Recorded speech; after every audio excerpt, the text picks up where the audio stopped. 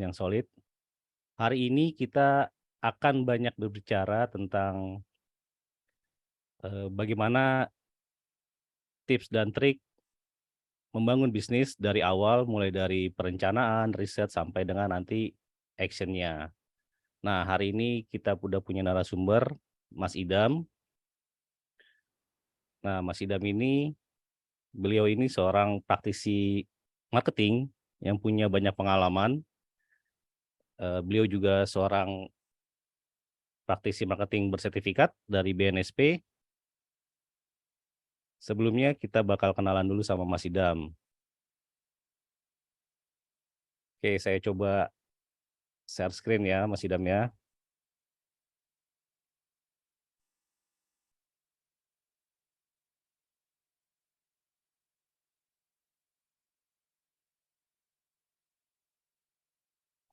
Lihat ya Mas Idam ya. Oke. Nah, hari ini kita bakal ngomongin langkah membangun fondasi bisnis yang solid. Nah, pembicaranya dengan Mas Idam, tak kenal maka tak sayang. Siapa sih Mas Idam itu? Nah, Mas Idam ini seorang pengusaha juga. Beliau punya kedai kopi, Kopi Kieu di daerah Bogor ya Mas ya. Kemudian juga CMO Saling Ajar, sekarang di marketing manager di Burum ID, dan menjabat juga sebagai Ketua 1 Himpunan Alumni FEMA IPB. Hari ini sebagai moderator juga akan dipandu oleh saya, Rio Nudel. Oke, ini Mas Idam. Profil Mas Idam Muhammad Hussein, SKPM, MM, CDMP. CDMP itu Certified Digital Marketing Practice. Ini buat yang mau kontak dengan Mas Idam bisa kontak Mas Idam nih di emailnya, kemudian di LinkedIn, Instagram, Facebook. Ada YouTube juga ya Mas Idam. Di YouTube Mas Idam ini banyak sharing-sharing tips dan trik tentang marketing dan bisnis. Mungkin bisa dicek di channel YouTube-nya di Idam Hussein buat teman-teman yang penasaran. Nah, ini sekilas tentang Mas Idam. Lulusan dari Institut Pertanian Bogor, kemudian S2-nya di Magister Manajemen Universitas Indonesia. Kemudian beliau juga mendapatkan Certified Digital Marketing dari BNSP. Ceritanya dari 2009 Mas Idam nih udah mulai merintis usaha, mulai jualan siomay dengan merek Siobi, kemudian di 2010 bekerja di BCA Finance, dan posisi terakhir itu sebagai branch manager di Palangkaraya. 2014 pindah ke OLX Indonesia sebagai campaign leader marketing, yang kemudian di 2016 mendirikan OLX Academy yang membantu lebih dari 1.500 UKM untuk go online. Kalau teman-teman ada yang pernah ikutan acara OLX Academy, itu salah satu trainernya juga itu Mas Idam. Kemudian di 2017 membuka usaha Kopi Kieu di daerah Bogor. 2018 sebagai produk marketing di Karo Indonesia, produk marketing manager. 2019 produk marketing manager di Auto.com dan juga menjadi konsultan untuk beberapa UKM. 2020 lanjut kuliah di Magister Manajemen Universitas Indonesia dan sekarang 2022 sampai sekarang sebagai marketing manager di Broom.id. Nah, ini foto-foto beliau pada saat trainer pelatihan dulu ya Mas Idam ya. Jadi di OLX Academy ini sudah banyak melatih UKM-UKM untuk go online di hampir seluruh kota di Indonesia, mulai dari Sabang sampai Merauke ya. Nah, ini sekilas tentang kegiatan-kegiatan yang pernah dilaksanakan oleh Mas Idam. Oke, hari ini kita bakal bicarain fondasi bisnis solid dengan Lean Canvas. Apa itu Lean Canvas nanti akan dijelaskan lebih rinci langsung oleh Mas Idam. Baik Mas Idam, waktu dan tempat kami persilakan. Oke, terima kasih Mas Rio. Saya yang share screen ya, biar lebih enak ya. Oke, nah saya sekarang mau sharing-sharing aja beberapa hal yang menjadi fondasi dari waktu saya bikin bisnis, dan juga ini juga adalah hal yang saya dapatkan waktu lagi di Magister Manajemen gitu. Nah, gimana sih kita membangun fondasi bisnis yang solid gitu ya? Wah, bisa di Nah, kita perlu sebuah planning nih, teman-teman gitu. Jadi kata Warren Buffett gitu ya, an idiot with a plan can beat a genius without a plan gitu ya. Nah, ini mungkin teman-teman juga setuju gitu bahwa seseorang yang ya ibaratnya nggak bisa apa-apa, tapi dengan planning gitu ya, dengan planning bisa mengalahkan seorang pintar tanpa sebuah planning gitu. Makanya ini penting banget kita punya sebuah planning yang bagus gitu ya sebelum mendirikan sebuah usaha gitu. Nah, tapi planning ini juga nggak perlu yang terlalu ribet banget gitu ya, yang sampai kita mikirin planningnya doang tapi nggak action. Tapi kita bisa buat planning ini menjadi sesuatu yang lebih applicable gitu ya. Jadi lebih bisa kita terapkan secara langsung gitu dan secara cepat. Jadi kita nggak perlu ngutat-ngutat terus di planning tanpa kita action. Yang penting kan sebenarnya adalah action kita kan, gitu kan. Gimana kalau misalnya kita mau bikin usaha, itu yang penting actionnya gitu. Planning, setelah itu planning baru action. Nah, action ini yang sebenarnya yang mahal juga gitu. Pondasi bisnis yang baik itu perlu, kalau menurut saya, ada planning dari dua sisi nih. Yang pertama adalah planning dari sisi produk yang fit, dan yang kedua adalah kita harus memastering market yang disasar gitu. Jadi ada dua ini yang harus kita planning dan pikirkan baik-baik nih. Gitu. Yang pertama tadi ya, produk yang fit. Jadi kalau misalnya produknya tidak fit, itu maka planningnya menjadi gagal. Gitu. Yang kedua adalah kita harus tahu market yang disasar nih. Jadi kita harus tahu juga market yang disasar. Kalau misalnya kedua ini tidak berjalan dengan balance, tidak berjalan dengan seimbang, maka fondasi bisnisnya ini menjadi tidak baik gitu. Kita punya produk yang fit tapi kita tidak tahu pasarnya, itu akan menjadi salah gitu. Dan yang kedua juga, kalau misalnya kita tahu pasarnya tapi kita tidak punya produk yang fit untuk pasar tersebut, maka itu juga tidak akan berhasil gitu. Jadi fondasi bisnis yang baik itu harus berasal dari dua hal ini, dari produk yang fit dan dari market yang pas buat produk tersebut. Oke. Nah, beberapa ahli itu sudah mencoba membuat beberapa framework ya untuk sebuah planning gitu. Yang pertama ya tahun-tahun sebelumnya pasti udah banyak banget. Ini yang saya catat beberapa. Di 2003 itu ada yang namanya Customer Development Methodology gitu. Customer Development Methodology itu berdasarkan dari customer. Terus kemudian di 2008 pasti teman-teman udah pada hafal ya semuanya ya. Ada yang namanya Business Model Canvas. Nah, kemudian di 2008 juga ada sebuah buku yang diterbitkan yang bernama The Lean Startup. Nah, kemudian ini yang menjadi cikal bakal di 2010 ada sebuah framework yang bernama The Lean Canvas. Bentar, saya tes.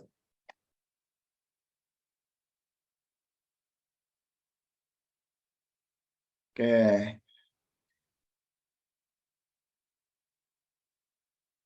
Nah, saya ingin menggunakan satu framework yang menurut saya ini powerful banget buat dipakai untuk membuat sebuah fondasi bisnis nih.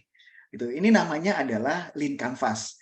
Jadi Lean Canvas ini pertama kali dibuat oleh Asmauria, seorang penulis buku Running Lean pada tahun 2010. Gitu. Nah, ini diadaptasi dari bisnis model Canvas yang menggunakan prinsip serupa. Jadi pasti teman-teman kalau udah pernah tahu nih, udah pernah belajar, banyak kita di dalam bisnis itu banyak menggunakan bisnis model Canvas. Nah, ini oleh Asmauria kemudian dibuat menjadi satu kanvas baru bernama Lean Canvas. Gitu. Nah, Lean Canvas ini kenapa sih dibuat untuk menyempurnakan bisnis model Canvas oleh Asmauria? Karena Lean Canvas ini tujuannya untuk memotong lebih banyak informasi yang tidak perlu dan tugas-tugas yang memakan waktu, yang menurut Asmauria ini kayaknya nggak perlu deh di sini deh. Dan ini lebih tajam lagi. Karena apa? Karena Lean Canvas ini pebisnis dapat fokus untuk mengidentifikasi yang pertama masalah dan solusi. Terus yang kedua, dirancang untuk semua pengusaha. Karena beberapa contoh dari bisnis modal kanvas adalah bisnis yang sudah ada dan sukses, sehingga sulit untuk diterapkan ke ide bisnis baru. Gitu. Nah, terus kemudian di sini di Lean Canvas ini punya USP dan unfair advantage sebagai sesuatu yang unik dan sulit untuk di-copy oleh kompetitor. Jadi ini pas banget kalau misalnya dipakai untuk para pebisnis yang baru memulai. Gitu. Nah, kita lihat di sini. Ini The Lean Canvas, ini sebenarnya mirip seperti bisnis modal kanvas ya. Gitu ya. Nah, ini bisa teman-teman tiru gitu ya untuk membuat sebuah planning.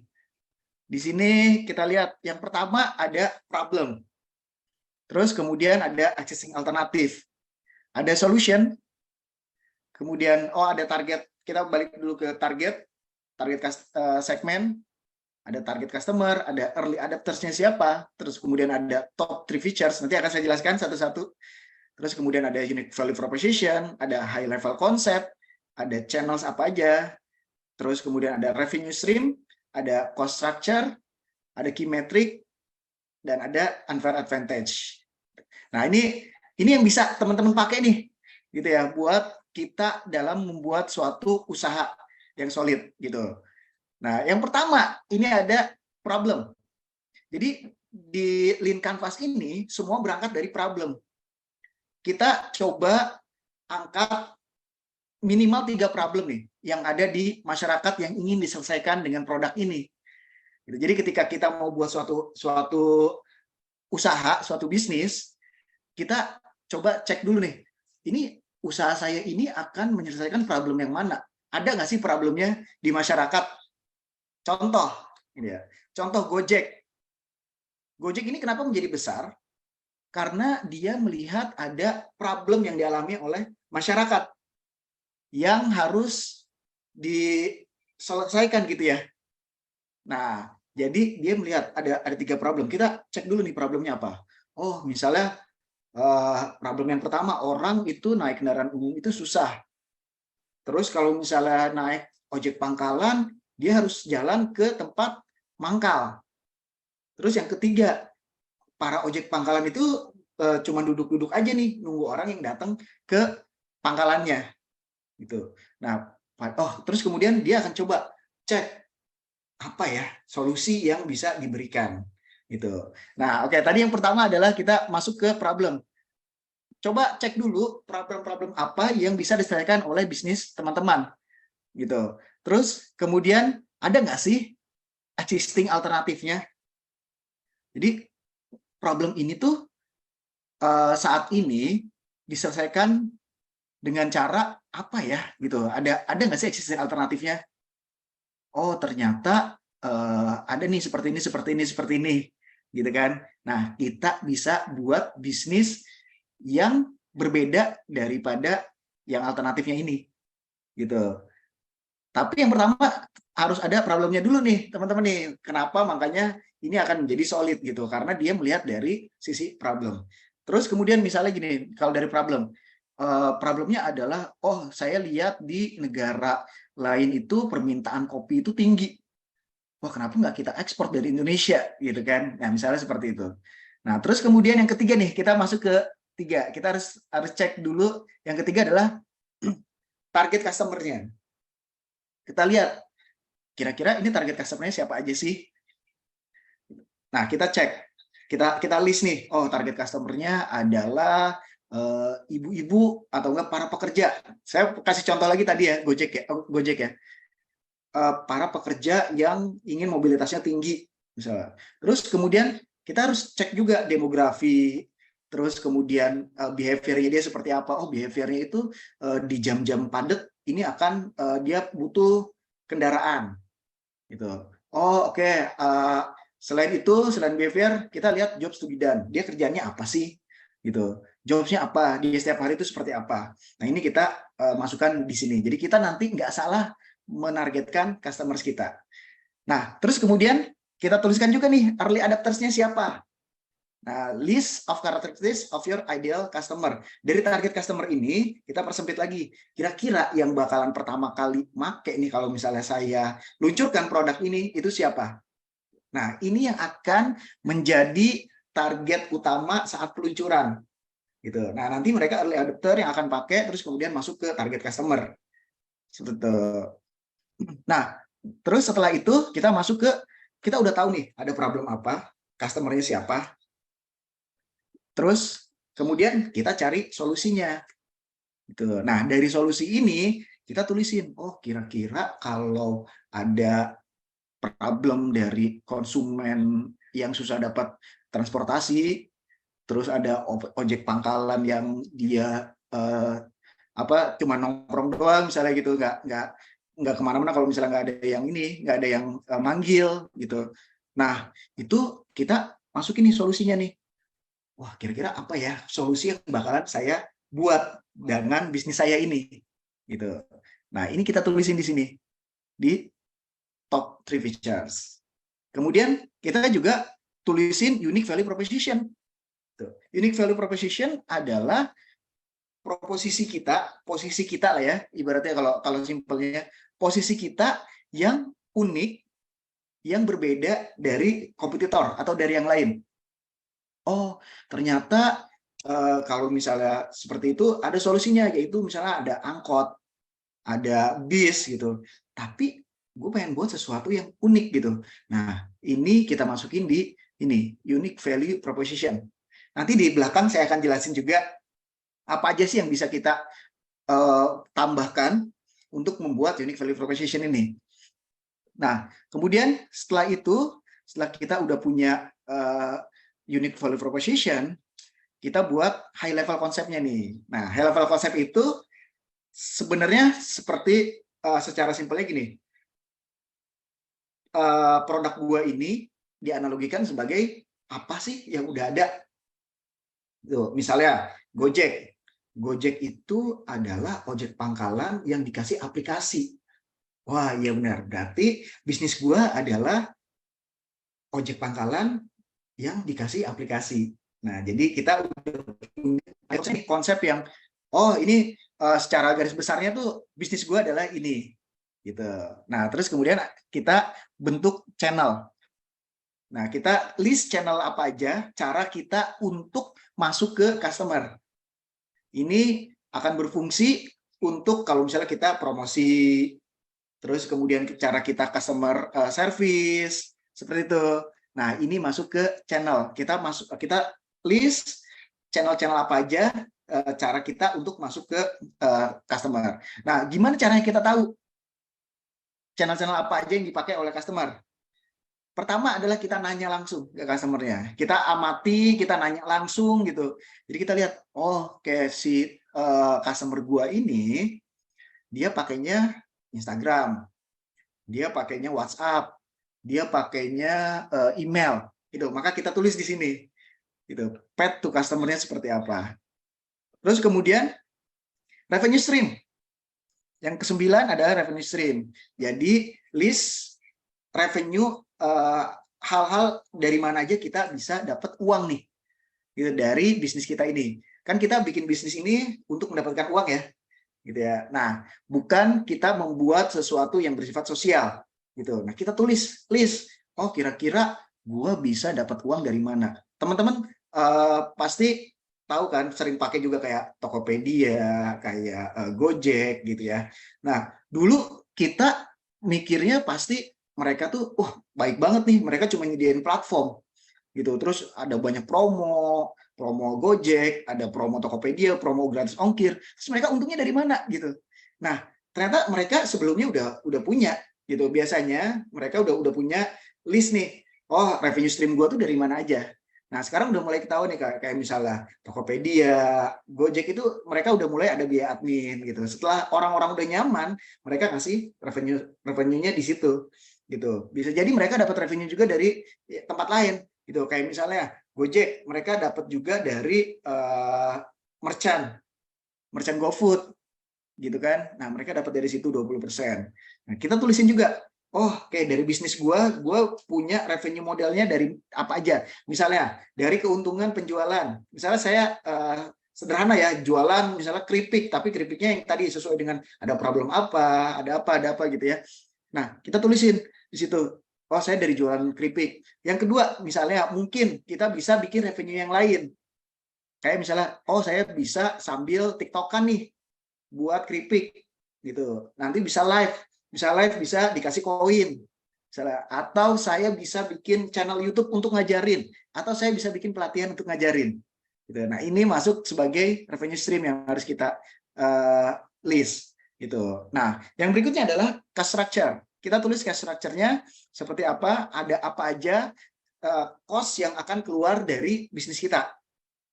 Yang pertama, misalnya ada fixed cost atau ada variable cost gitu. Kalau fixed cost itu sesuatu yang harus kita bayar terus kan. Gitu kan. Kalau variable cost itu sesuatu yang tergantung dengan yang misalnya besarnya penjualan setiap bulannya.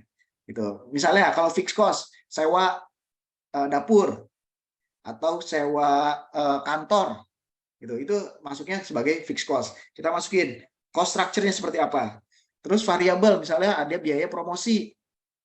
Gitu. Terus kemudian ada misalnya ada biaya pajak-pajak. Nah, itu semuanya ditulisin di sini. Ada biaya people atau biaya orang gitu ya, biaya HR, biaya kita ngegaji orang. Nah, kita masukin di sini. Jadi kita tahu kira-kira kalau misalnya kita bikin bisnis seperti ini akan keluar dari mana aja. Dan dari situ kita bisa masukin harga jual kita. Gitu. Jadi kalau misalnya harga kita bikin bakso gitu ya. Wah, bakso ini kalau misalnya cuma harga pokok doang, itu nggak akan harga pokok doang nggak akan bisa untung dong gitu kan. Nah, terus kemudian ada biaya promosi di situ, terus kemudian ada biaya gaji orang, pegawai, ada biaya kita punya dapur, seperti itu juga dimasukkan sebagai cost structure.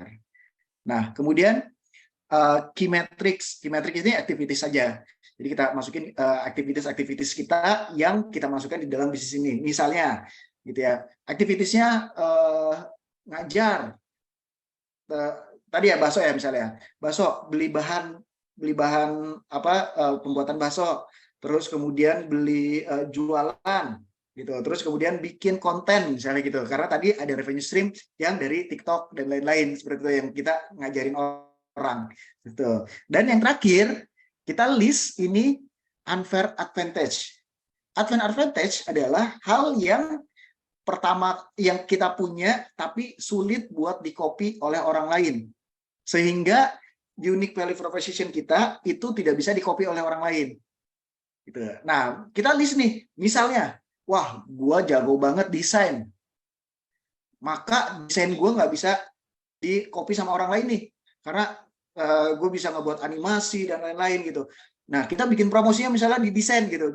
Desainnya yang lucu-lucu, desain kemasan dan lucu-lucu itu yang nggak bisa susah lah ya, bukan nggak bisa tapi susah buat di-copy sama orang lain gitu. Atau misalnya wah gue deket sama orang pemerintahan misalnya gitu ya, gue bisa dapat banyak tender dari orang pemerintahan gitu. Nah, itu sesuatu yang orang lain tuh belum tentu punya kemampuan itu atau punya gift itu ya, punya ya punya skill seperti itu gitu. Nah, ini kita mengupas dari segi framework nih. Nah, teman-teman bisa ngacu ke framework yang Lean Canvas ini. Ini bisa di screen capture mungkin. Nah, terus kemudian ini yang bisa kita isi ketika kita ingin membuat sebuah usaha gitu ya, sebuah bisnis. Nah, terus kemudian kalau misalnya belum kepikiran nih, Mas, gue belum kepikiran gimana caranya gue bikin usaha gitu. Nah, kita pakai sistem ini ATM ya. Mungkin teman-teman udah pada tahu nih sistem ATM, amati, tiru, dan modifikasi. Gitu. Kalau misalnya gue belum ada ide apa mau bikin bisnis, gue enaknya bisnis apa ya? Kadang banyak yang suka nanya nih gue ke saya gitu ya, Mas, saya bisnis apa ya yang paling bagus gitu buat saya. Nah, teman-teman bisa pakai cara seperti ini nih, amati, tiru, dan modifikasi. Nah, yang pertama amati ide usaha yang menarik yang ada di sekitar teman-teman gitu. Nah, saya bagi 2 ide usaha itu berdasarkan minat ya, gitu ya, berdasarkan minat. Yang pertama adalah usaha yang gue banget. Nah, usaha yang gue banget adalah usaha yang kita bisa. Misalnya, teman-teman jago masak. Nah, maka kita usahanya di bidang masak. Gitu. Oh, gue jago ngajar. Gitu. Wah, maka kita bisa bikin kayak misalnya bimbel atau lembaga pelatihan, misalnya gitu. Nah, itu yang pertama. Plusnya adalah kita lebih paham. Terus yang kedua adalah kita mengurangi waktu belajar kita sendiri. Gitu. Tapi ada minusnya. Minusnya adalah biaya promosi dan edukasinya lebih mahal. Atau yang kedua adalah kita bisa banget ikutan usaha-usaha yang sedang berkembang atau booming. Gitu. Nah, kita lihat ya, dulu ada usaha-usaha tanaman, gelombang cinta lah, gitu kan, tiba-tiba booming gitu. Nah, kita bisa aja masuk ke situ. Gitu. Kita bisa meniru usaha-usaha seperti itu. Terus kemudian ada lagi, misalnya dulu tuh es kepal Milo sempet ya. Nah, kalau sekarang yang lagi tren juga kayaknya teh-tehan ya, teh Solo gitu ya. Nah, itu yang lagi booming banget, teh Solo 3.000, teh Solo apa. Nah, kita melihat itu sebagai tren berarti ada problem di masyarakat yang membutuhkan gitu. Nah, ada plusnya. Plusnya kalau misalnya kita masuk ke bisnis yang seperti itu, biaya edukasinya lebih sedikit. Karena kita udah langsung masuk, langsung lagi booming nih. Gitu. Jadi orang lagi nyari. Gitu. Nah, tapi secara minusnya adalah kita harus kita sendiri, bukan karena ini bisnisnya bukan bisnis yang kita banget gitu ya, yang kita belum punya kemampuan di situ, kita harus belajar hal baru gitu di situ. Dan teman-teman harus hati-hati terjebak di monkey business. Nah, hati-hati monkey business nih. Monkey business itu apa sih? Gitu. Jadi monkey business itu sesuatu yang booming tapi kemudian langsung mati seketika. Gitu. Jadi ini ceritanya ya ini ceritanya gini, ada pengusaha gitu ya, dia nangkepin monyet di hutan, terus kemudian dia bilang nih, ke penduduk sekitar hutan situ, dia bilang bahwa permintaan monyet nih lagi tinggi nih, lu bisa nggak lu ambilin, nanti gue bayar misalnya 500.000 satu monyet gitu. Nah, maka si penduduk sekitar rame-rame kan nangkepin monyet kan, karena dihargain 500.000 gitu. Nah, kemudian diambil monyet, dijual ke pengusaha itu gitu. Nah, ketika udah makin lama si monyet-monyet yang ada di sana makin berkurang gitu, terus kemudian makin langka. Nah, kemudian si pengusaha bilang gini, monyetnya sekarang gue tambahin, satu monyet itu 700.000. Wah, siapa yang nggak mau kan? Mereka berlomba-lomba cari monyet lagi gitu. Nah, ketika mereka udah makin habis tuh monyet, maka si pengusaha ini dia nawarin, dengan dia dengan memakai orang lain gitu kan, gue nih punya nih monyet nih, gue jual 800.000 gitu, mau nggak? Nah, sementara si pengusaha yang tadi yang lagi nyari monyet dia bilang, wah makin langka nih, gue mau dong, gue jual 900, gue beli 900.000 gitu.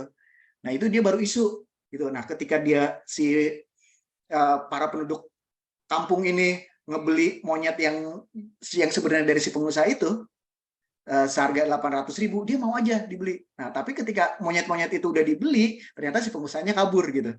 Jadi dia sebenarnya dapat untung dari situ gitu. Nah, hati-hati terhadap bisnis-bisnis yang monkey bisnis, yang sekali dia naik terus kemudian dia turun. Nah, kita lakukan riset kecil nih buat melihat hal-hal seperti itu gitu. Kita pengen usaha-usaha kita adalah usaha-usaha yang berkembang secara konsisten gitu ya.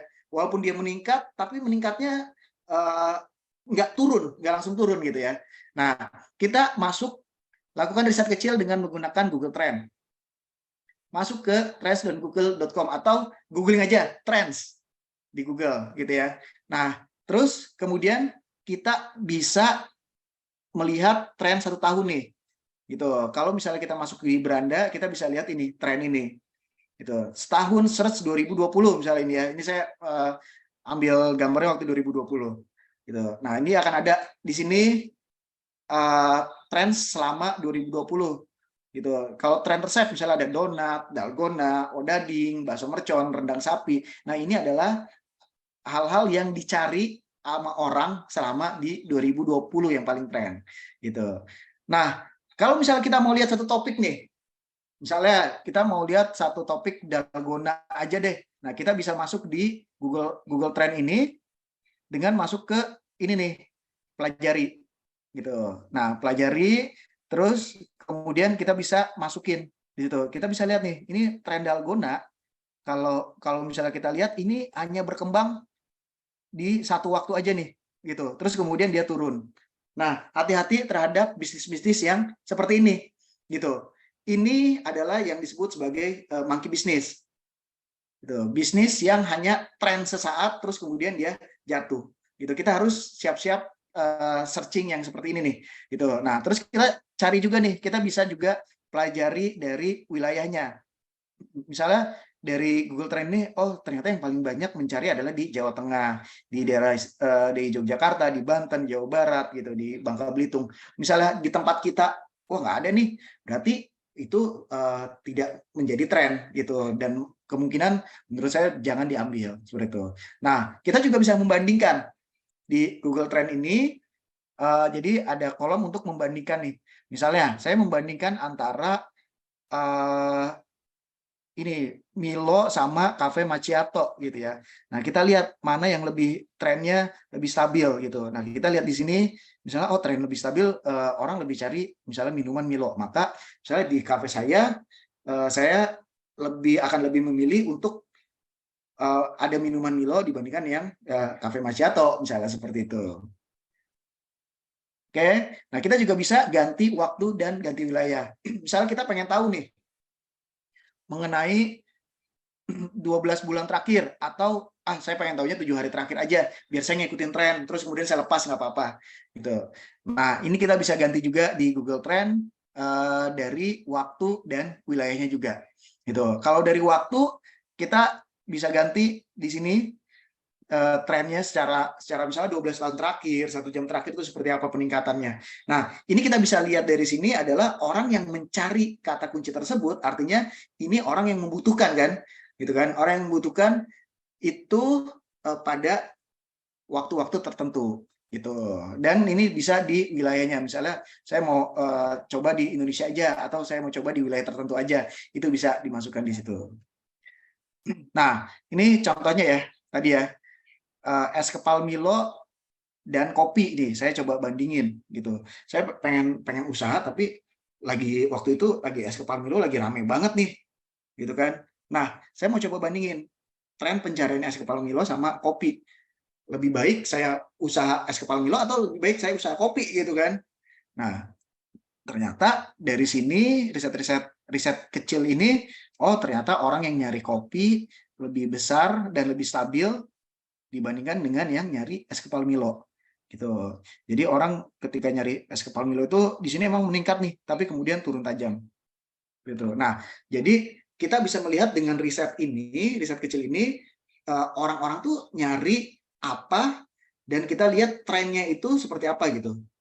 Jadi jangan sampai kita masuk ke bisnis-bisnis yang trennya itu hanya sesaat. Jadi hanya dia meningkat sebentar, terus kemudian turun lagi. Nah, bisa jadi kalau hal yang kayak gitu itu akan malah bikin kita rugi gitu. Udah misalnya gede-gede kita beli franchise misalnya gitu kan. Nah, tapi ternyata nggak lama kemudian dia turun. Karena kan biasanya orang tuh kalau misalnya udah lagi naik nih, rame-rame nih banyak franchise-nya gitu ya. Kayak sekarang es teh gitu. Es teh lagi rame banget. Franchise-nya jadi banyak kan gitu, ada ST Solo, ST Jawa, ST apa gitu kan. Nah, kita perlu ngeriset seperti ini ya, secara kecil-kecilan gitu supaya kita tahu trennya itu seperti apa. Nah, tadi itu amati ya. Terus kemudian kita pakai yang kedua adalah tiru. Nah, tiru adalah cara kita meriset kompetitor kita. Gitu. Jadi, sebelum kita memulai usaha, usahakan kita riset kompetitor kita dulu nih, gitu ya, dengan cara meriset si kompetitornya. Ini secara sederhana adalah yang saya lakukan, cara melakukan riset ini secara sederhana, saya cari 10 kompetitor. Misalnya tadi kita udah punya nih idenya nih. Gitu. Oh, saya mau buat kopi gitu. Oke, saya akan riset, akan list 10 kompetitor. Pertama adalah 5 kompetitor yang utama, yang ramai pengunjungnya. Nah, di dekat wilayah calon tempat usaha kamu, gitu ya. Kalau misalnya kita punya usaha offline, atau 5 kompetitor utama yang paling gede lah ya kalau misalnya usaha-usaha yang lain gitu. Terus 2 kompetitor utama, kompetitor yang ramai juga nih, gitu ya, yang cukup jauh. Atau kalau misalnya kita mau melihat Indonesia gitu ya, oh misalnya di negara lain ada kompetitor nggak sih yang seperti ini gitu. Nah kita riset tuh dua kompetitor tersebut gitu. Nah terus kemudian kita lihat juga kompetitor yang tidak bagus gitu, yang menurut kita oh ini gue punya kompetitor ini, tapi kurang rame nih penjualannya kayaknya nih gitu, kayaknya sosok lah gitu. Nah kita juga perlu melakukan riset ke kompetitor tersebut. Nah kenapa sih gitu ya? Nah, ini yang harus dilakukan nih ketika kita melakukan riset. 3 langkah sederhana. Yang pertama, kita harus datangin tempatnya. Gitu, baik fisik ataupun online. Kalau misalnya teman-teman ada yang mau bikin kafe gitu ya. Datangin 10 kompetitor itu gitu, datangin tempatnya. Kita lihat, terus kita coba lakukan pemesanan gitu. Kalau misalnya dia online juga kita coba lakukan pemesanan seperti apa sih pelayanan yang dia kasih. Terus kemudian catat dan amatin beberapa hal berikut. Nah, ini adalah hal-hal yang menurut saya perlu diamati nih oleh kita pada saat melakukan riset tersebut gitu. Pertama adalah berapa banyak pengunjung. Kalau misalnya cara offline kita enak ya sebenarnya melihatnya ya gitu ya. Kita datang di prime time gitu dia waktu-waktu misalnya kita mau buka restoran, kita datang di saat jam makan siang atau jam makan malam gitu. Nah, kita lihat berapa banyak pengunjungnya. Kalau misalnya cara online kita juga bisa. Kita lihat misalnya di ya marketplace-nya gitu ya. Di Shopee atau di Tokped kita lihat oh ternyata dia penjualannya gede banget nih gitu bisa sampai berapa ribu misalnya seperti itu. Nah, kita bisa cek juga. Terus perhatiin produknya, ada produk apa aja. Kalau kayak misalnya di restoran kita lihat menu-menunya. Oh, menu-menunya ternyata seperti ini. Oh, ternyata dia rame nih. Menu-menunya enak, menu-menunya banyak, lengkap gitu. Nah, kita perhatikan produk-produknya seperti apa gitu. Terus kemudian perhatikan harganya.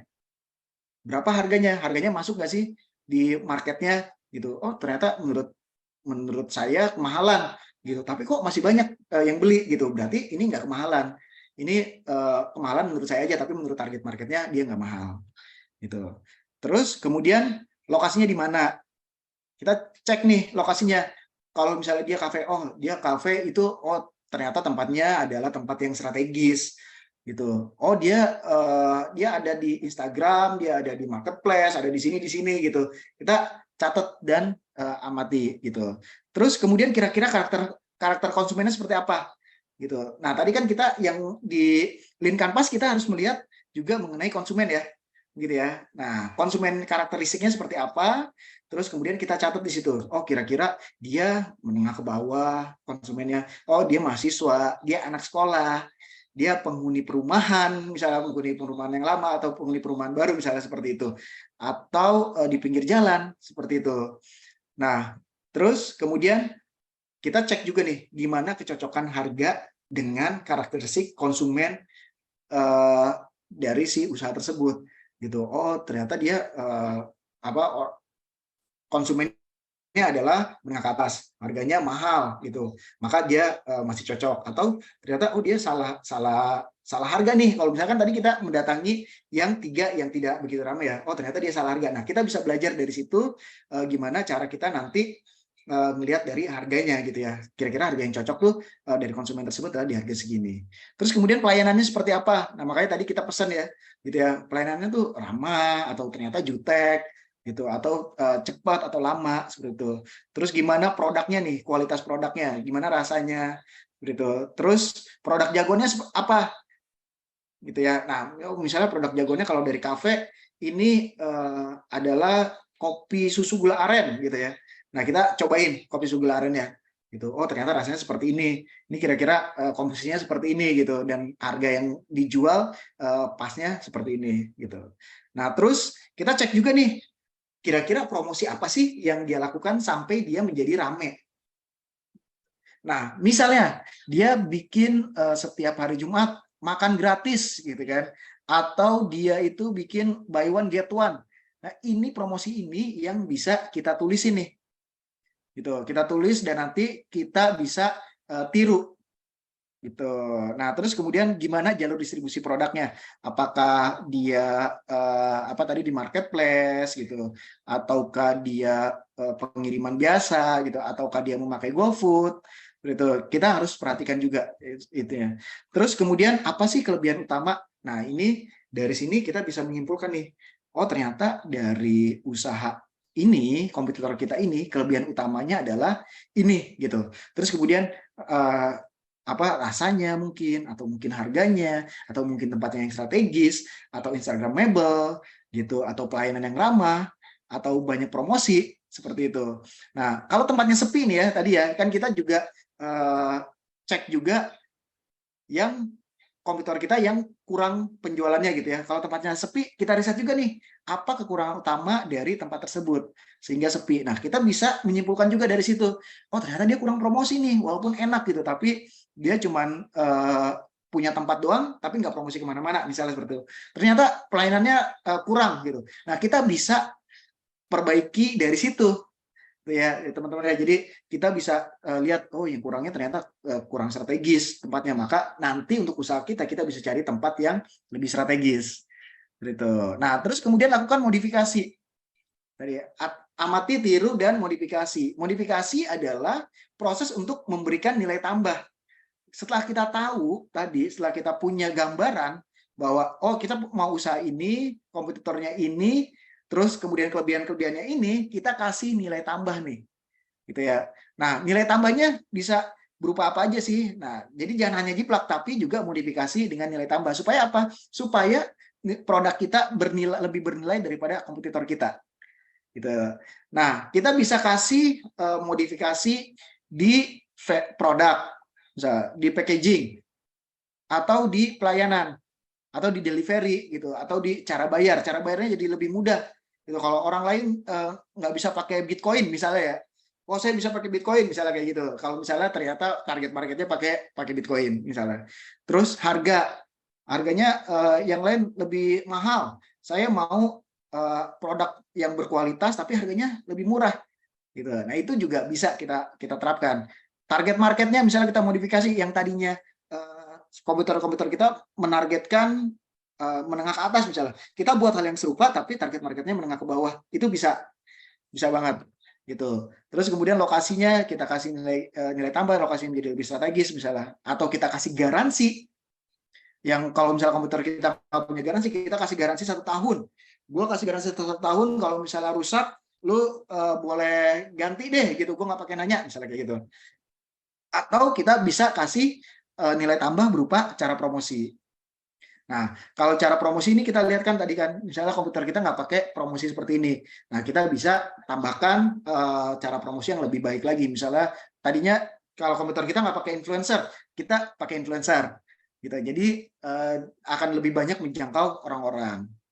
Gitu. Nah, terus kemudian ini yang terakhir, dalam memulai sebuah usaha, saya menekankan juga untuk kita bikin storytelling ya, gitu ya. Nah, makanya ini kenapa pentingnya sebuah teaser. Gitu. Teaser tuh jadi di awal ketika kita mau buat sesuatu, kita kayak bercerita dulu nih, gitu. Supaya apa? Supaya orang-orang tahu bahwa kita mau buat usaha ini, gitu. Tapi jangan hard selling. Jadi kayak lebih bercerita, kayak misalnya, wah, saya lagi nyoba nih ngopi, gitu kan, tempat percobaan. Terus Bismillah lunasin kios, serah terima kunci, terus meeting desain interior gitu kan. Terus ini lagi coba-coba berbagai macam kopi seperti itu. Nah, jadi orang-orang tahu nih kalau misalnya oh si Idem nih mau buka usaha gitu, mau buka kafe. Tapi kita nggak hard selling, kita nggak jual nanti datang ya ke tempat gua gitu. Tapi kita bilang aja, gue lagi mau buat usaha nih di stories kita. Jadi dia penasaran. Ketika kita udah buka gitu ya, maka dia akan dengan senang hati untuk datang gitu biasanya. Dia karena dia penasaran, di mana lu tempatnya? Oh iya nanti gue mampir. Ya seperti itu. Oke, jadi make some noise nih sebelum mulai gitu ya. Jadi kita bercerita dan buat sebuah teaser supaya nanti ketika kita buka usaha kita ini orang-orang udah tahu bahwa kita bikin usaha ini. Oke? Itu sekian sharing dari saya nih, gitu. Nanti kita masuk ke tanya jawab. Silakan saya kembalikan ke Mas Rio. Ya, terima kasih Mas Idam. Wah, menarik banget nih materinya. Nih di Japri saya udah ada beberapa pertanyaan yang langsung nanya nih langsung ke materi. Tapi sebelum masuk ke pertanyaan, ini kan banyak juga teman-teman yang baru masuk. Saya mau kenalin dulu nih, acara ini terselenggara atas kerjasama Saling Ajar dan Himpunan Alumni FEMA IPB. Nah, buat teman-teman yang mau tahu Saling Ajar itu apa sih? Saling Ajar itu adalah sebuah platform pelatihan marketing dan bisnis melalui mentoring, coaching, seminar baik offline maupun online. Nah, buat teman-teman yang mau berkolaborasi dengan kami Saling Ajar, bisa langsung menghubungi kami di salingajar.com atau DM langsung di Instagram kami @salingajar. Jadi kayak acara hari ini kami berkolaborasi dengan Himpunan Alumni FEMA. Nah, buat teman-teman yang instansinya mau berkolaborasi dengan Saling Ajar bisa langsung hubungi kami. Nah, karena saat ini kita berkolaborasi dengan Himpunan Alumni FEMA, eh, udah ada nih Ketua Himpunan Alumni FEMA-nya hari ini, Mas Ahmad Alam. Saya mau coba undang dulu beliau ya, mungkin ada sedikit sekata dua kata dari beliau, Mas Ahmad Alam. Halo Mas. Assalamualaikum. Waalaikumsalam. Oke, Mas Ahmad Alam. Nah, Mas Ahmad Alam ini lulusan dari SKPM IPB juga, kemudian beliau juga menamatkan S2-nya di Universitas Ibnu Khaldun ya Mas Alam ya. Nah, saat ini beliau menjabat sebagai Ketua Himpunan Alumni FEMA IPB, yang mana FEMA IPB ini bekerjasama dengan Saling Ajar untuk mengadakan webinar seperti ini. Nanti webinar seperti ini akan kami adakan setiap bulan satu kali di minggu pertama tiap bulannya. Jadi nanti teman-teman buat yang mau tahu info lebih lanjut bisa follow IG kami @salingajar untuk info-info webinar seperti ini dan yang lainnya. Oke Mas Ahmad Alam, mungkin ada yang mau disampaikan Mas? Baik, terima kasih. Wih, sukses nih buat Mas Rio dan juga Kang Idam. Materinya keren banget. Hari ini saya mewakili teman-teman di HFMA ingin menyampaikan yang pertama, Assalamualaikum warahmatullahi wabarakatuh. Ya. Terima kasih banyak teman-teman di Saling Ajar yang telah berkenan berkolaborasi dengan Himpunan Alumni FEMA. Mudah-mudahan ini menjadi salah satu event, bukan hanya sekedar event perdana ya, tapi mudah-mudahan ke depan bisa terus berkelanjutan. Karena salah satu targetan kita adalah bagaimana supaya alumni-alumni Himpunan Alumni FEMA ini bisa bisa saling sinergi, bisa saling kolaborasi gitu ya. Dan ini adalah salah satu bentuk komitmen dari Himpunan Alumni FEMA untuk berkolaborasi dengan alumni ya. Sebelumnya saya ucapkan terima kasih juga kepada teman-teman ya, para peserta Ngayung FEMA yang telah berkenan hadir di kesempatan pagi ini. Ini adalah event yang kedua ya.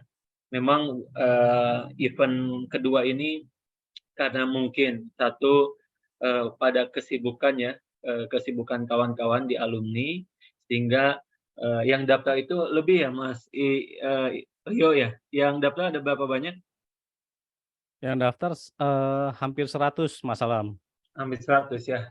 Nah itu mungkin nanti perlu kita cari caranya, gimana caranya supaya kawan-kawan yang sudah daftar ini bisa tetap komit ya, bergabung gitu. Nah sebelumnya saya ingin menyampaikan berita bahagia teman-teman semua.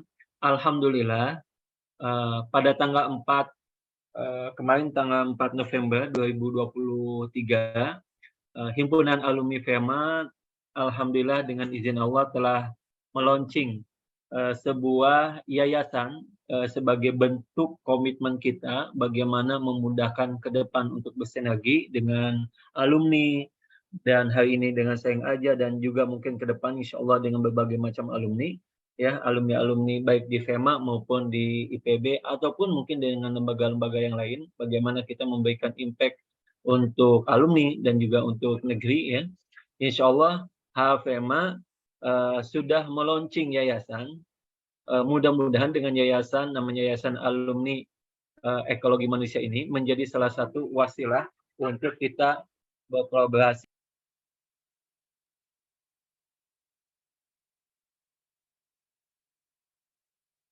Suaranya hilang, Mas.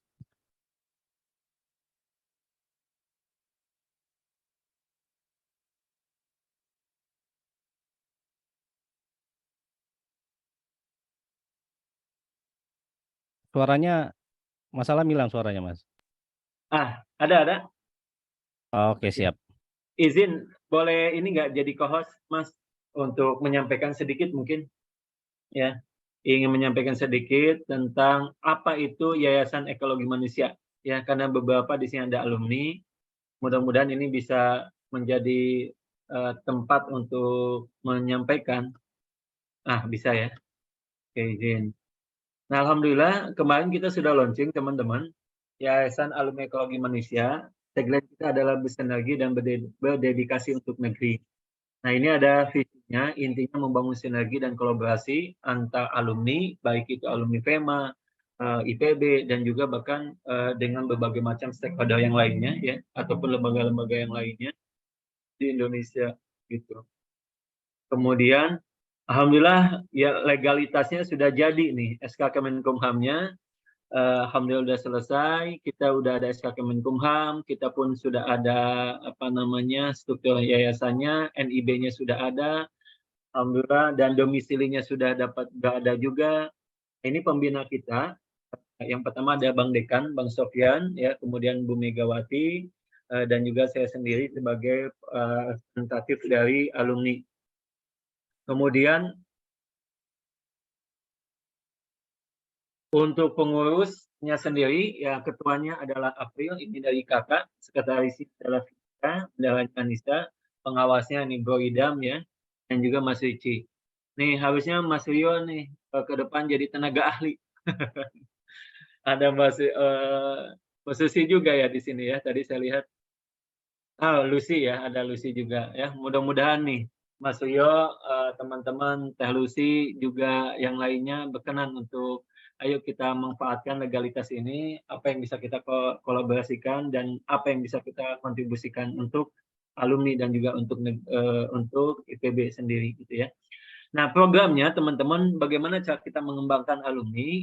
Ada 7 program utamanya. Yang pertama adalah kita sedang mengupayakan mengumpulkan data alumni FEMA supaya memudahkan sinergi dan kolaborasi seperti kita hari ini dengan teman-teman ya, KP42 yang digawangi oleh Bro Rio.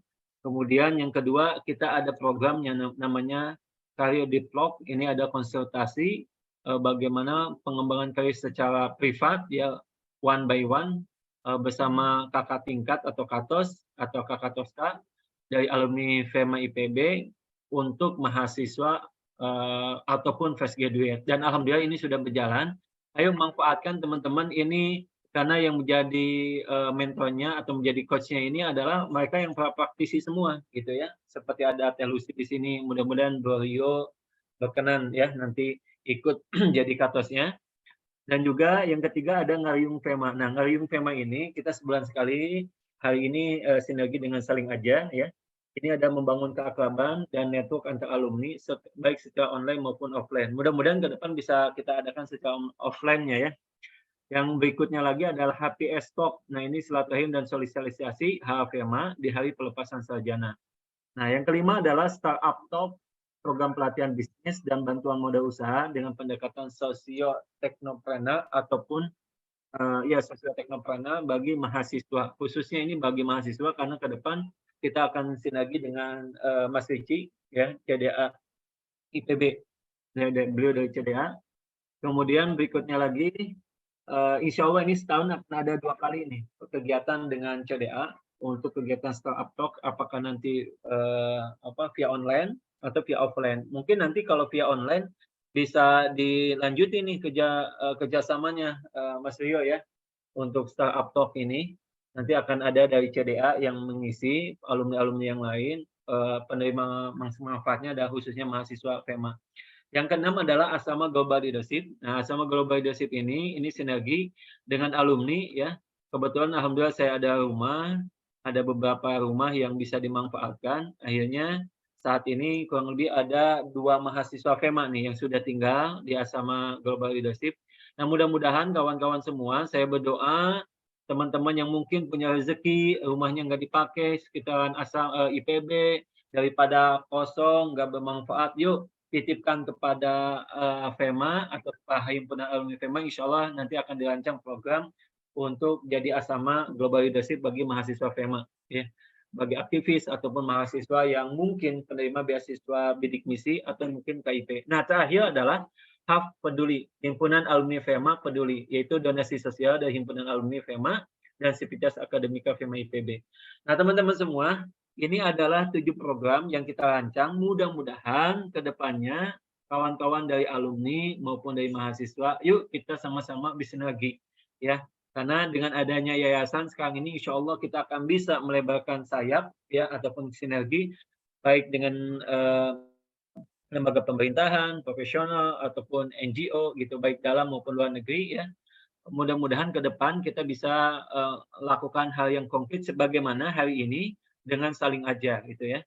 Jadi silakan bagi teman-teman yang mungkin barangkali bahkan ada rezeki ingin berbagi kepada HAFEMA, silakan. Nah, karena ini baru 1 mingguan ya, kita sedang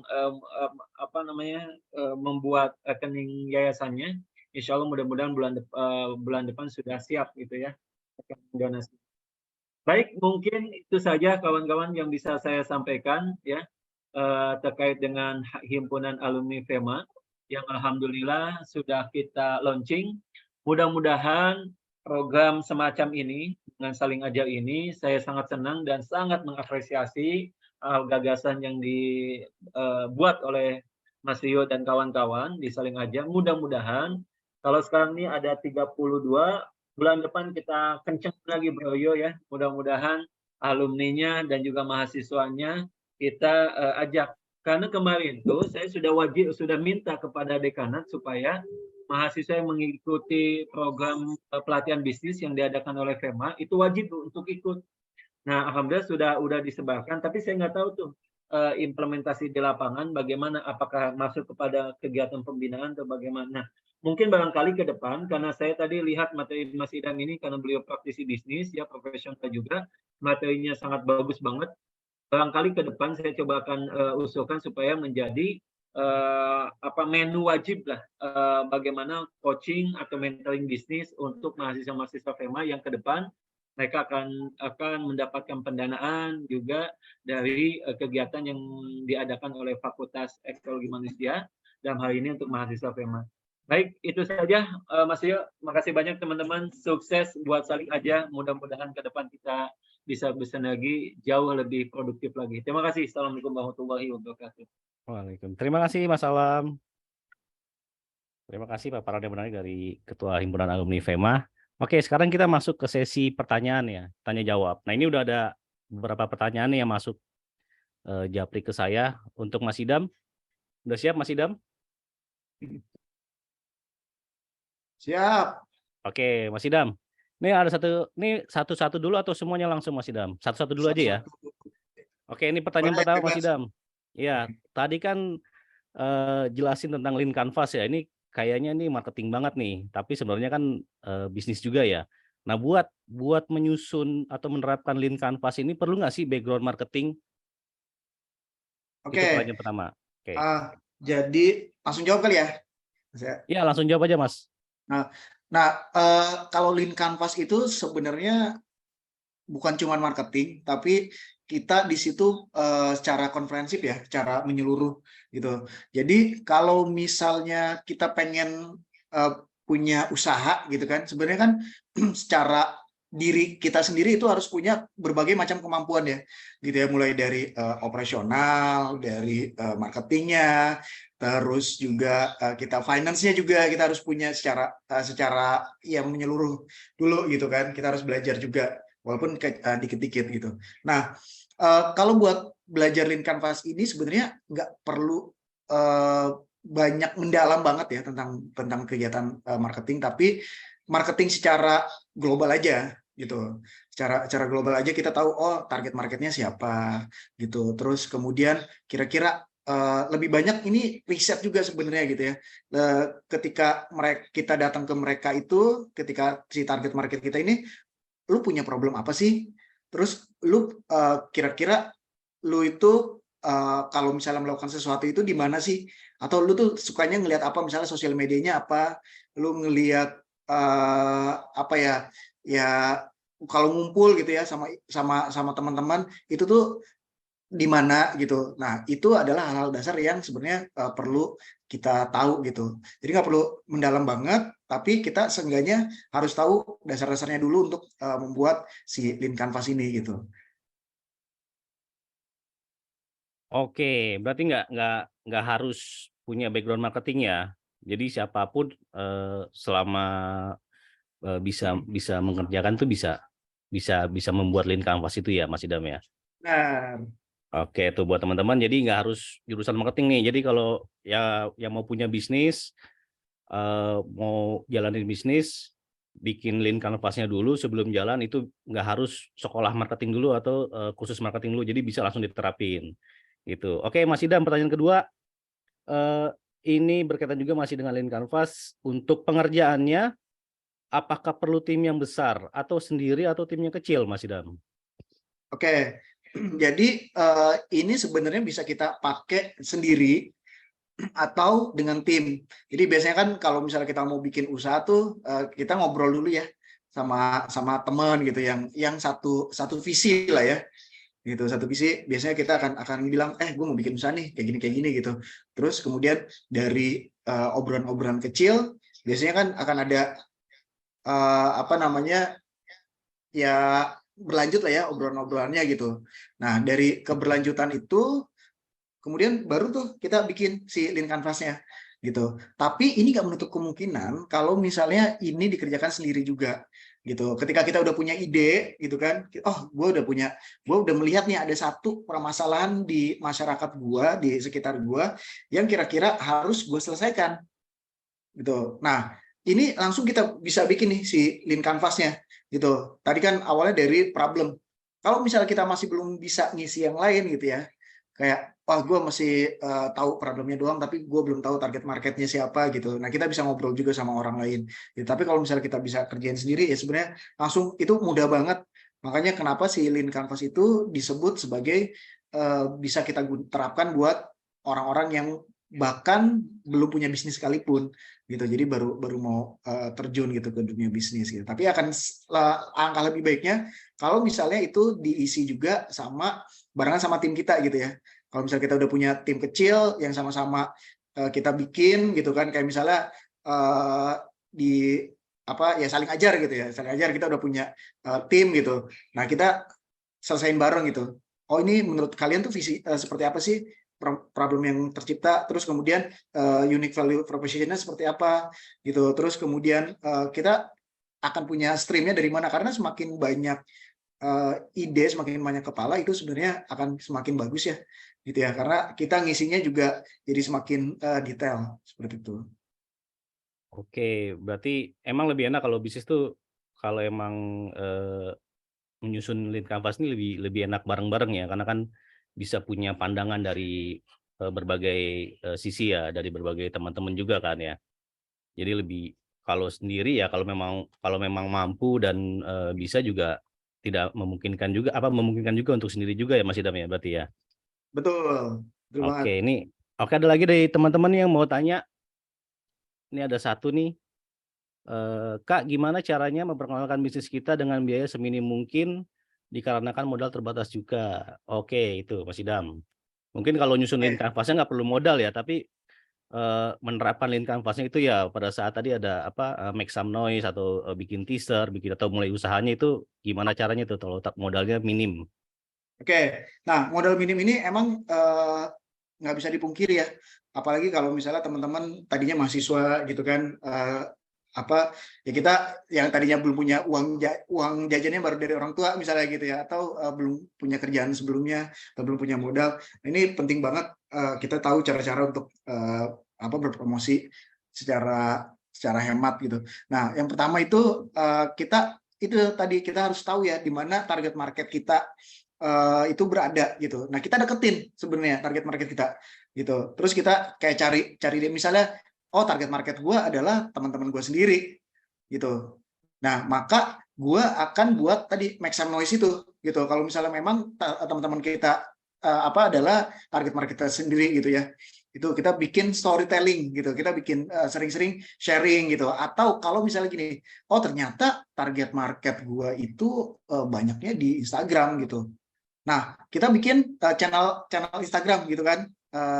Kita bikin akun Instagram yang dimana kita banyak sharing gitu. Nah, jadi mungkin di awal-awal kalau misalnya banyak hal-hal yang gratisan yang bisa kita pakai.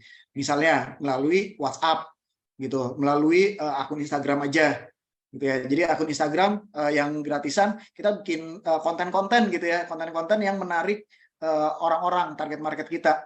Nah, tapi ingat orang-orang itu nggak suka sebenarnya dikasih hard selling gitu, dikasih promosi langsung. Jadi sebisa mungkin kita lebih banyak sharing-sharing aja gitu. Nah, nanti ketika kita udah tercipta kolamnya, orang-orang yang suka misalnya di akun Instagram, orang-orang yang udah mulai ngumpul, orang-orang yang suka dengan hal yang kita bicarakan gitu, baru kita mulai saling-saling sedikit-sedikit gitu. Dan jangan lupa juga bikin personal branding dulu nih kalau misalnya mau gratisan gitu. Jadi personal branding itu mengkaitkan antara usaha kita dengan diri kita sendiri gitu. Jadi kayak misalnya mau buat kopi ya gitu, mau buat kopi, saya sering bikin stories tentang kopi gitu, dimana yang awalnya saya sebenarnya nggak tahu sama sekali nih tentang kopi nih. Bahkan saya belum pernah belajar tentang kopi gitu ya. Ketika mau mulai usaha, oke, saya mau bikin kopi gitu. Terus kemudian saya baru belajar dari situ gitu. Belajar banyak ya sekarang kan channel-channel belajar ya gitu kan, dari YouTube gitu, terus dari IG juga gitu. Nah, saya belajar dari situ gitu, belajar dari teman juga, teman-teman yang ahli kopi saya datengin, saya ngobrol sama mereka, saya datengin kafe gitu ya, saya belajar sama baristanya, dan mereka pada mau gitu kan. Nah, ketika saya udah punya sedikit ilmu gitu, saya mulai sharing tuh di akun IG, di story saya gitu. Saya mulai sharing bahwa wah, ternyata kopi ini jenis-jenisnya seperti ini gitu. Oh, nyeduh yang baik itu seperti ini gitu. Jadi orang jadi punya personal, punya branding terhadap saya itu adalah saya jadi ahli kopi gitu. Padahal sebenarnya baru belajar juga gitu. Nah, dari situ orang tahu, oh, dengan saya membranding seperti itu, ketika saya buka kafe gitu ya, orang jadi wah, pasti ini orang udah ahli nih gitu, bikin tentang kopi gitu, makanya dia bikin kafe gitu. Wah, enak nih kayaknya kafenya gitu kan. Padahal itu juga, saya baru belajar juga gitu. Dan semua itu bisa dipelajari gitu. Dan banyak channel-channel gratis ya, kayak misalnya kita pun kalau pakai influencer, kita bisa barteran gitu. Beberapa kali saya barteran dengan influencer itu, dia kita undang, gue gue ganti dengan makan gratis aja ya gitu. Jadi mereka datang ke sana, kita kasih voucher atau kita kasih apa itu secara gratis, dan mereka mau gitu. Dan begitupun dengan orang-orang gitu. Biasanya saya bikin promosi itu diskon 20% misalnya kayak gitu ya. Sebenarnya 20% itu udah di atas APP gitu, udah ada untungnya lah gitu dengan diskon 20% itu. Tapi dengan kita ngasih diskon, tapi ada syaratnya, misalnya diskon 20% lu harus bikin stories dan mention IG kita gitu. Nah, itu orang akan dengan senang hati datang terus buat dapetin si diskon itu gitu. Oke, nah tuh buat yang teman-teman nanya kalau bisnis harus modal gede nggak sih? Ternyata enggak ya. Ternyata bisa dilakuin dari apa yang kita punya dulu ya. Ya dari teman-teman, terus kemudian dari sosial media yang ada gitu kan, WhatsApp group, terus kemudian ada Instagram, terus ada Telegram juga ada channel ya. Itu bisa Telegram disebarin ya juga. semua. Oke, Mas Idam, ini ada satu pertanyaan lagi nih. Lean Canvas ini pada saat menyusunnya itu sebelum memulai usaha atau kita usaha dulu baru kita susun? Oke. Thank you, Mas. Kalau misalnya Lean Canvas itu sebaiknya sebenarnya sebelum memulai usaha ya. Gitu. Jadi sebelum memulai usaha itu kita melihat ada problem apa sih gitu kan di masyarakat gitu. Tapi buat teman-teman yang udah punya usaha, ya itu bisa dipakai Lean Canvas ini untuk menajamkan gitu. Jadi kita udah mulai ketika kita udah punya usaha seperti apa gitu. Nah, nanti kita tajamkan juga, oh ternyata usaha kita itu untuk memenuhi permasalahan yang seperti ini gitu. Bisa lagi nggak sih, misalnya gitu ya, bisa lagi nggak sih ada permasalahan lain nggak sih di masyarakat? Oh ada ternyata. Nah kita bikin produk yang lain gitu. Nah ini juga kami lakukan juga di perusahaan saya ya, apa maksudnya bukan di tempat saya kerja gitu kan, saya satu perusahaan startup gitu. Nah kita juga, saya juga sebagai bagian dari tim produk marketing gitu. Nah kita juga ngelihat nih, jadi dari insight-insight yang ada di apa pasar gitu ya, dia ada di market, karena kita sering ngobrol dengan target market kita. Kebetulan target market kita adalah showroom mobil bekas gitu ya. Nah, kita sering ngadain gathering, sering ngadain kopdar ketemuan sama mereka gitu. Terus kemudian kita ngobrol dengan mereka gitu. Pak, kita tuh perlunya ini loh, ini gitu dari showroom. Nah, akhirnya ketahuan tuh, oh ternyata ada permasalahan ini nih di target market gua nih gitu. Maka kita masukin lagi nih ke apa, kita godok juga gitu. Di target market gue punya insight seperti ini, gue punya problem apa, mereka punya problem seperti ini gitu. Nah itu mulai lagi tuh, jadi kita mulai lagi kayak bikin lean model canvas itu gitu. Jadi mulai dari problemnya, terus oh ini solusinya apa sih, terus kita lihat kompetitor gitu, oh kompetitornya ternyata ini gitu, terus kita kelebihannya apa sih daripada kompetitor. Nah kita buat kelebihannya dari si kompetitor kita. Terus kayak misalnya menjangkau apa produk ini tuh kira-kira channelnya harus lewat mana ya? Oh, channelnya tuh harus lewat yang ini gitu, beda dengan produk yang lain, seperti itu. Jadi itu yang kita lakukan setelah perusahaan itu menjadi besar gitu. Jadi kita bisa balik lagi untuk menajamkan dari arah bisnis dari usaha kita, seperti itu sih, Mas. Oke, oh berarti nggak harus dari awal ya. Soalnya kalau perusahaan udah berjalan tuh bisa bisa juga kita bikin lean canvas-nya gitu berdasarkan strategi yang udah ada gitu ya. Dan Betul. berarti tidak harus merombak usaha yang udah ada sebelumnya ya. Tinggal dimodifikasi aja gitu ya berarti ya.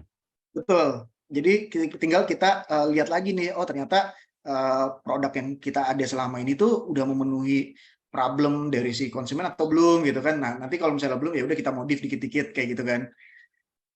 Nah, kita tajemin lagi melalui si lean model canvas. Jadi buat teman-teman yang udah punya usaha, ya itu bisa banget buat digunakan untuk mempertajam lagi nih gitu. Oh, ternyata selama ini ada revenue stream yang kelewat nih dari kita nih gitu kan. Yang tadinya kita cuma jualan doang gitu kan. Nah, kayaknya bisa nih ada revenue stream yang baru nih, kayak misalnya kita bikin pelatihan gitu, misalnya ya kayak gitu, atau kita bikin subscribe. Jadi kalau misalnya subscribe selama sebulan di cafe kita gratis makan selamanya, selama sebulan itu apa aja misalnya kayak gitu. Oh, berarti lean canvas ini bisa dilakuin sesering mungkin ya. Misalnya nggak harus sekali terus itu dalam jangka waktu lama kita lupakan atau gimana gitu kan. Berarti bisa misalnya untuk apa namanya sebagai refleksi misalnya tahun lalu ngapain, terus tahun ini kita bikin lean canvas, nanti tahun depan bikin lean canvas lagi gitu ya. Berarti bisa sering Betul, ya, karena betul. ada update segala macam gitu. Betul banget itu, Mas. Jadi kita juga bisa sering-sering pakai si lean model canvas ini gitu.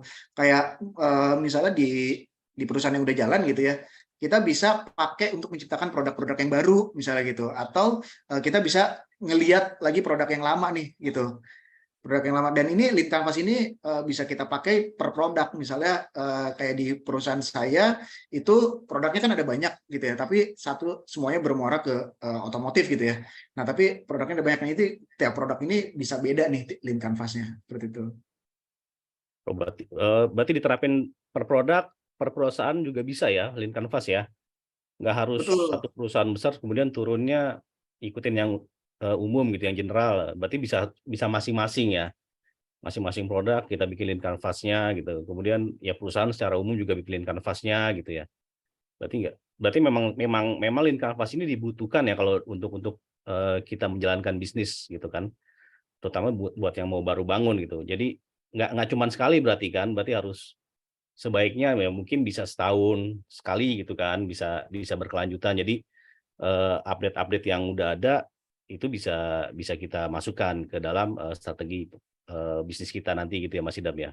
Yes, betul banget.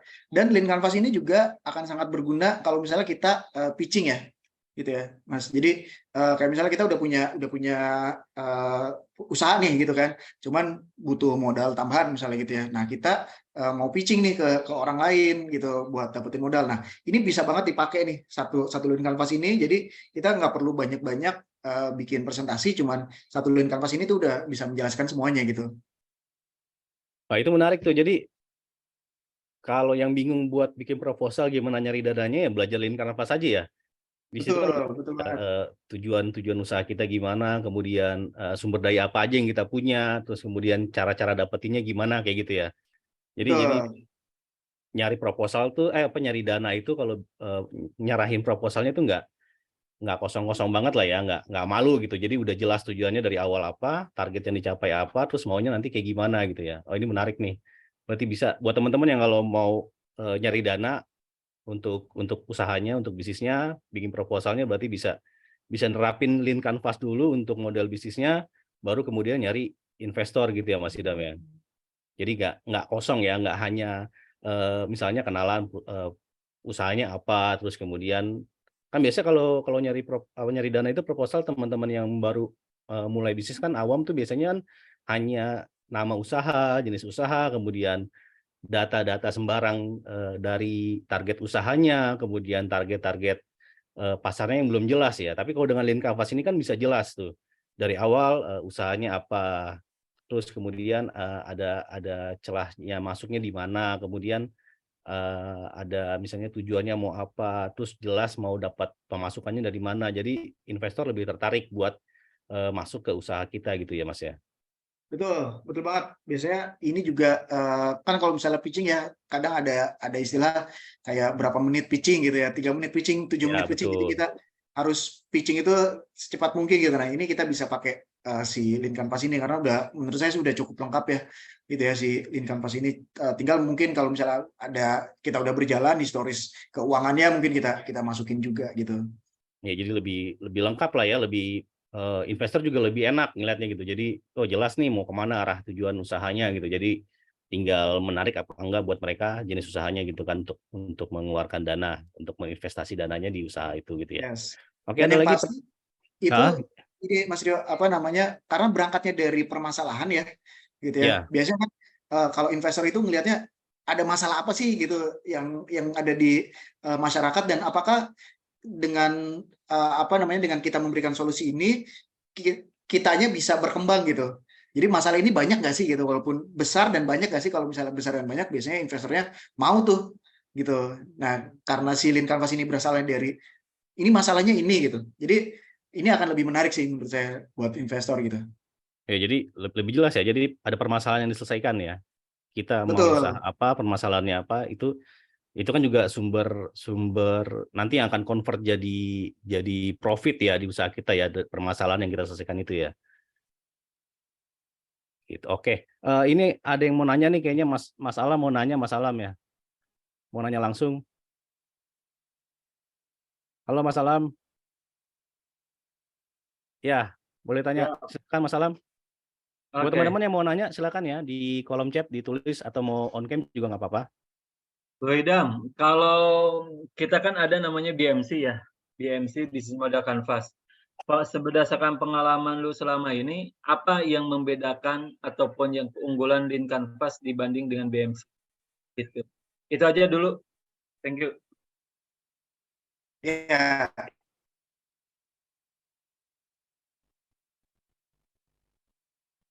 tes tes. Oke, Oke. udah Mas udah ya. Ya. Jadi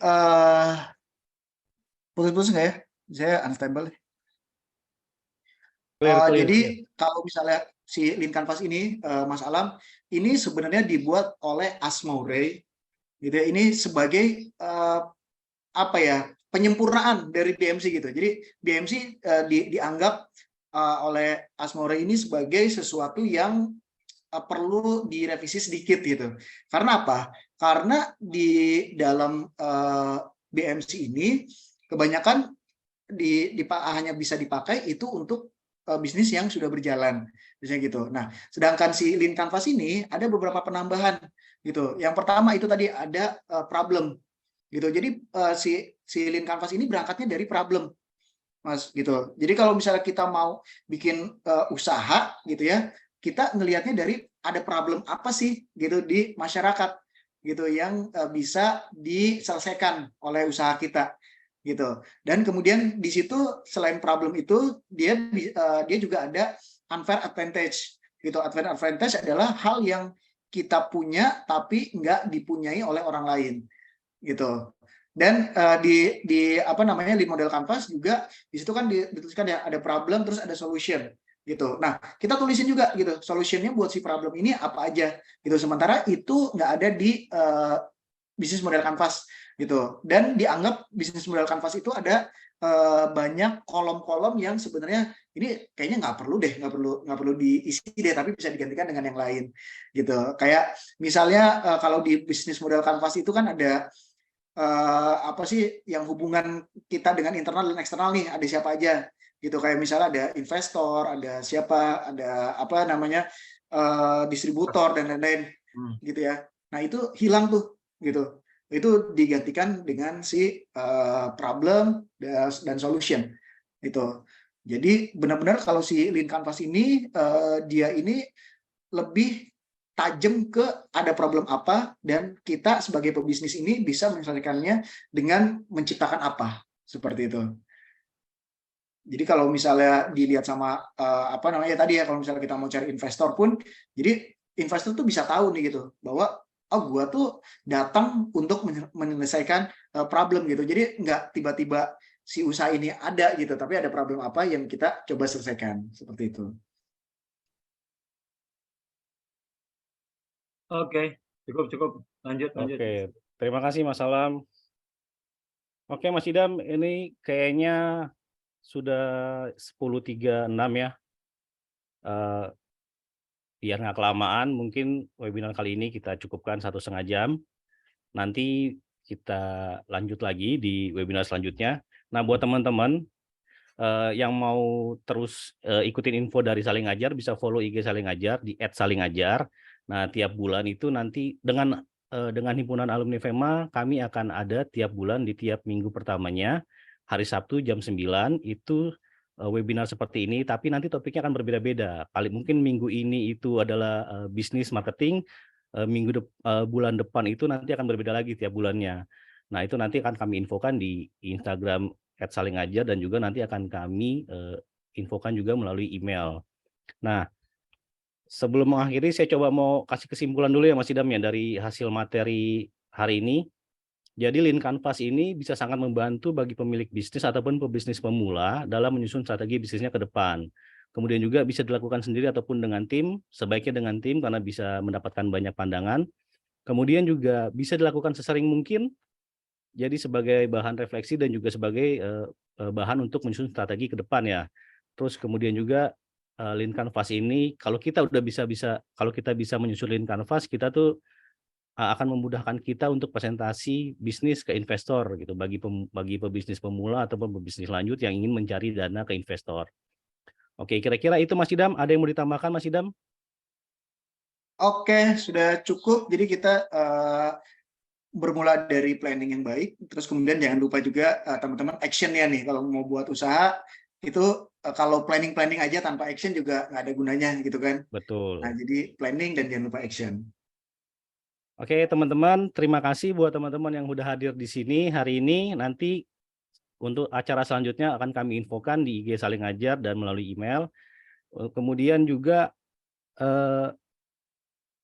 untuk materi nanti bisa diakses di YouTube kami, jadi bisa ditonton ulang lagi materinya bagi teman-teman yang mungkin dengerin sambil ngerjain kerjaan, ngerjain tugas atau nggak sempat fokus dengerinnya atau ngelihat materi, nanti bisa dicek lagi di YouTube kami. Nanti infonya ada di kami bagikan di Instagram @salingajar. Jadi pantengin terus. Untuk slide presentasi saat ini kami belum bisa membagikan. Jadi nanti untuk slide-nya bisa ditonton ulang ya di siaran ulangnya di YouTube kami nanti. Oke, terima kasih semuanya sudah hadir hari ini. Sampai jumpa di acara selanjutnya. Wassalamualaikum warahmatullahi wabarakatuh. Terima kasih Mas Ida, Mas Alam. Thank you semuanya.